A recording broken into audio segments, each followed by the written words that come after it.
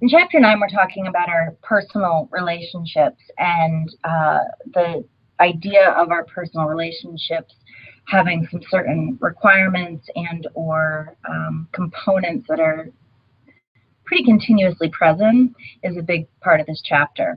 So it talks a little bit about how our personal relationships, and we're talking our friendships and our family relationships, our work relationships, and our romantic relationships. First of all, they require a deep commitment. They also foster interdependence. They require continuous investment. And lastly, they spark dialectical tensions. Now, these four components are really going to be most applicable to our very, very closest relationships. So this is going to be our best friend. This will be a very close familial relationship, like a sibling or a parent who you're very close with. And certainly, and I think most applicable to a romantic partnership. So the first three, deep commitment, interdependence, and continuous investment, these are certainly present in the text. The last one, sparking dialectical tensions, this is where I want to spend a minute or two in this particular lecture. So when we talk about dialectical tensions, what we're talking about here is opposing needs or desires that are in conflict with another person's needs or desires. So, you know, when I teach this in class, I put my fists together, I bang heads with my fist. This is dialectical tension. And the thing about dialectics is that it's the opposing force pressing and pressing and pressing. And this is how change is actually created. The idea of dialectics, it's how the civil rights movement got started. It's every change that has ever taken place in the history of the world is the process of an opposing need or desire fighting back. Now, within our relationships, and we're going to apply this specifically to a romantic partnership, we may find ourselves falling into one or more of these three dialectical categories. So I'm actually going to save autonomy and connection for the end because I think it's the most fascinating. But we'll do openness and closeness and predictability and novelty. So openness and closeness is, the idea of openness actually comes up in the 5 behaviors to maintain our relationships, also found in the same chapter. To be open means that we are emotionally open. We are willing to express ourselves, our experiences, and to talk with our partner. And some of us are more open than others. All relationships do need a certain level of openness. And in fact, you may remember reading in chapter 3 about self-disclosure and moving information in the, this goes back to the Johari window, moving information from the hidden pane to the open pane. That's self-disclosure. And when we do that, we're engaging in openness. It's how we build trust in our relationships. It's how we develop closeness with another person. And it's the thing that builds the relationship overall. If we never share anything, then we don't really have a relationship with that other person. And in particular, if one person shares everything and the other person shares nothing, then that's going to be an incredibly difficult dialectical tension to overcome. Now, some of us, it's not that we don't share anything, it's that we share less. And some of us, it's not that we share everything, but we certainly share more. And so if you're in a relationship with a person who's of that opposite side, you're going to struggle a little bit. You know, one person's going to want to talk it through and hash it out, and in the middle of the fight want to talk about how they feel and get it all out in the open. And the other person's not. They're just not.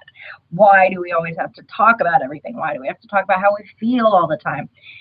Even just like, you know, wanting to talk about your day.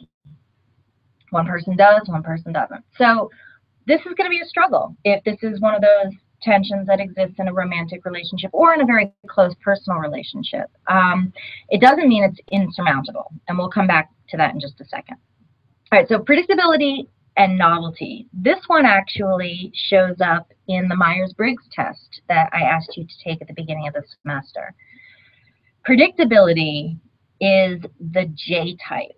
So think back to your 4 initials. If you were a J type, and particularly if you are a strong J type, if you had a higher percentage there, This means that you like things to be in order. You like to kind of know how things are going to go. You really like a schedule, and you try, some of us, especially the really high J types, might try to control how things are going to turn out.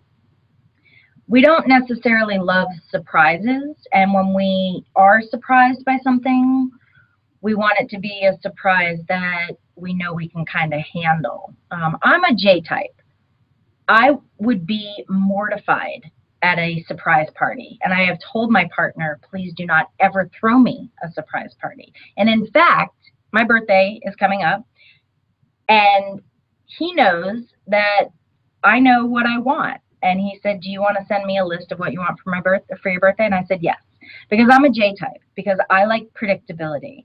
And it doesn't mean he's not going to get me something that wasn't on the list, or that he couldn't surprise me with something that I might really like. But I kind of also, he knows, and I know that if he just sticks with the list, I'm going to be thrilled. Does that take all the fun out of it? Well, if you're a P type, you prefer novelty, and your answer is yes, it does. It takes all the fun out of it. You want the surprise. You like novelty. You like things to be unplanned and an adventure around every corner, and let's just wait and see.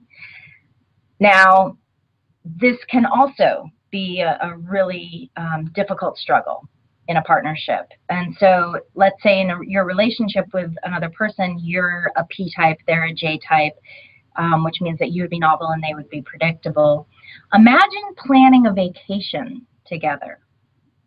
The J type, the one who likes predictability, is going to schedule everything in advance. They know where they're staying. They've looked up, reviews of hotels and restaurants and all of that.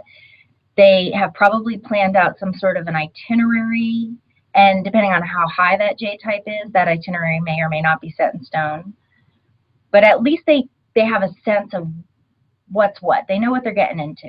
The novelty type is like, let's just show up. Let's just wait and see. That's part of the fun. And that would make the predictable J type very, very anxious. But understand, too, that for the P type, the one who prefers novelty, all of those things set in stone makes them nervous, too, makes them anxious. So this is a really difficult one to overcome. But it's not, again, it's not insurmountable.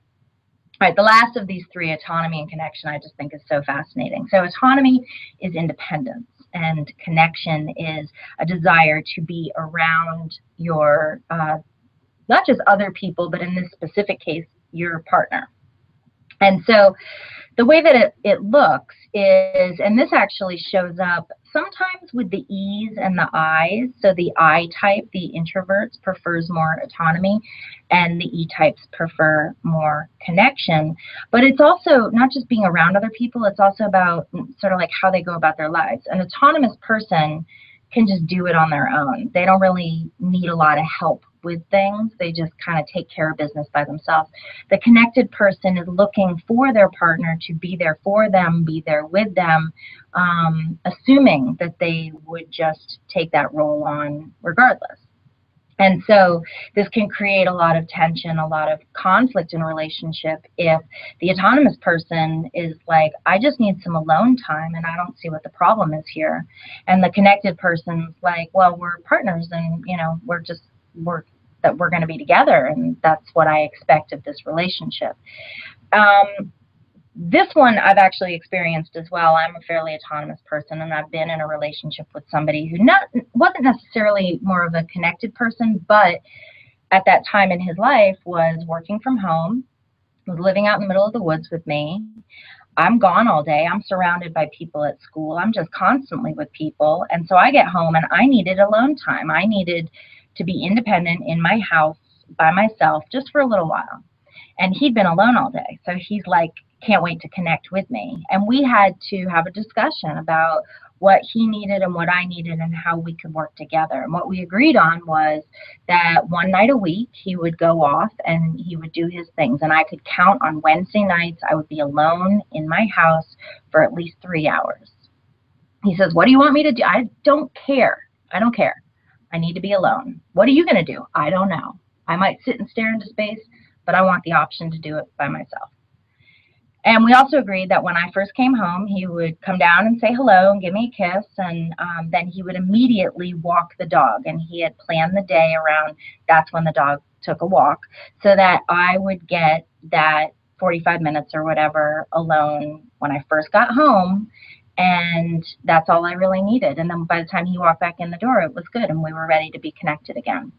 So this is my point in sharing this story, is that none of these things are insurmountable. None of these things are relationship killers, although they certainly can be. And in particular, if you and or the other person are not negotiable, you have to be, first and foremost, communicative. And secondly, you need to be a little bit flexible, because if the other person's on an opposite side of that spectrum, you need to have empathy for where they're coming from. You need to be able to communicate well about where you're coming from and encourage them to do the same. And then you really need to find ways to make that work. Because if you're always demanding that your partner share more, if they're a closed off person, or that if you're demanding, that your partner be less scheduled and rigid and they're a high J type, that's not going to work. You can't make those demands. But what you can do is say, look, this is where I'm coming from, and this is why this is important, and this is what I need. And I know you come from a different place. So how can we make this work? Can we negotiate? And oftentimes good communication can result in an outcome that not only resolves conflicts, but actually improves relationships. This could end up being a strong complementary component, as long as both parties are willing to communicate effectively around it.